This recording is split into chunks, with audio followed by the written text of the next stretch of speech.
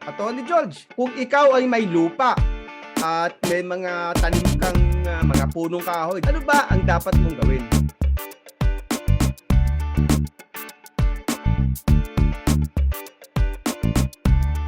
Magandang araw po sa inyong lahat at nandito na naman tayo sa Usapang Lupa na handog sa inyo ng Foundation for Economic Freedom. Ito po si Atty. Edwin Tiamson at kasama ko po si Atty. George Katigbak. Ngayong araw na ito, ang pag-uusapan po natin ay yung mga tanim mo, yung sa tinatawag nilang private tree plantation o mga tanim na punong kahoy dito sa lupang pribado. Ito po yung mga lupa na hindi agricultural ang itinanim, kundi sa halip yung mga forest product ang nakatanim. Magandang araw po sa ating lahat. Ito naman po si Atty. George Katigbak. Makakasama nyo rin dito sa episode na to.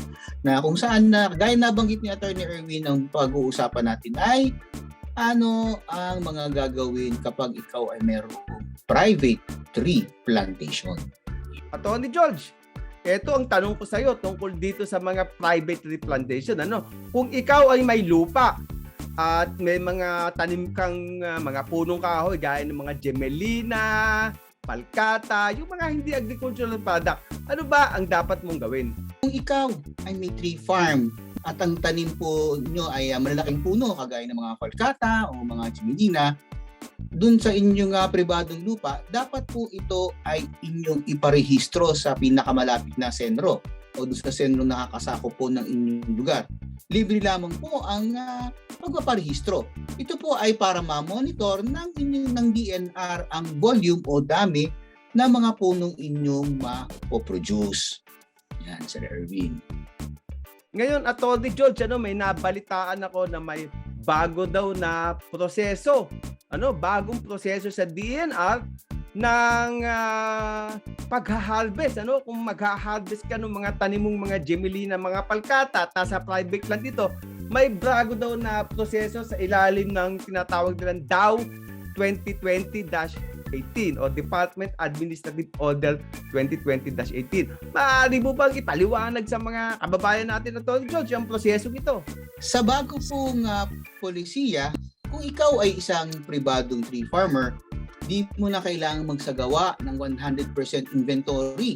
Makakatipid ka na po sa prosesong ito. Hindi na kailangang inventory ng 100% ang mga puno na inyong iha-harvest. Basta po masunod ang inyong management plan, pwede na po diretsong magputol ayon sa inyong management plan. Pagdating naman po sa pagta-transport, kung ang gamit po ng mga puno ay napuputulin, ay dun lamang gagamitin sa inyong tree farm, wala pong kailangan na kahit anong klaseng permit. Ngunit kung ito po ay dadalhin sa labas o ilalabas po natin ang ating mga puno o troso na mapuputol, para po masiguro na hindi ito nakuha sa illegal na pamamaraan o doon sa outside ng inyong private plantation, kailangan lamang po ng patunay o certification galing sa isang forester na ito ay doon nagmula sa inyong private tree plantation. Ngayon po kasi yan na lamang ang kailangan dokumento. Dati kasi 3 pa po ang kinakailangan dokumento. Ayan po pagka sa private plantation. Pero sir, paano naman po kung ang ating mga itinanim na lupa na puno ay hindi nasa private land, kung hindi nasa forest land? Atty. George, kapag ang i-harvest mong puno ay galing naman dito sa lupa ng gobyerno sa forest land, at hindi ito pribadong lupa, gaya ng halimbawa yung tinatawag nilang mga IFMA, yung mga forestry agreement, yung mga punong galing dito, kailangan mo ngayon ng 5% inventory ng mga punong iyong puputulin.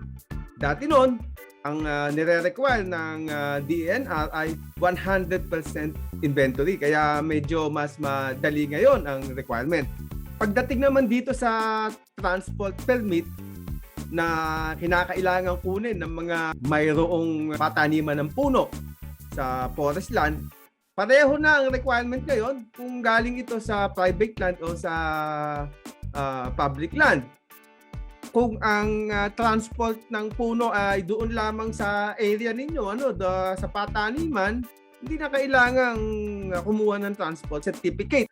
Ngunit kapag lalabas ang puno mula dito sa concession area ng forest land, kailangan natin kumuha ng certificate mula sa isang forester. Ito ay pareho lamang ng puno na galing sa private land o puno na galing sa public forest. Ang ibig sabihin nun, kung ang puno ay ilalabas mo na, itatransport mo na palabas nitong iyong concession area, kailangan mong kumuha ng certification mula sa isang forester na magpapatunay na ang mga itatransport mo na mga puno ay galing dito sa pataniman mo. Meron itong certificate na ibibigay sa iyo ang forester. Dati noon, tatlong proseso pa ito.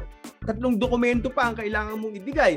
Ngayon po, isang dokumento na lang, yung certification na lang ang kailangan mong ibigay. Kung ito ay galing man sa pribado, ang lupa o sa lupang gobyerno. So, ganun pala kadali, parang nagtatanim na lang ng gulay. Kaya kung ako sa inyo at meron kayong lupa na maluwag pa, magtanim po tayo ng puno at ito ay maaari ding dagdag sa ating kabuhayan.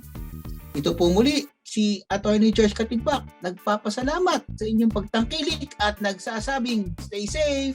Maraming salamat po at sana ay nakatulong na naman kami sa inyo sa mga usaping lupa. Ito po muli si Attorney Edwin Thompson at nagpapasalamat at kayo ay sumusubaybay sa ating palatuntunan.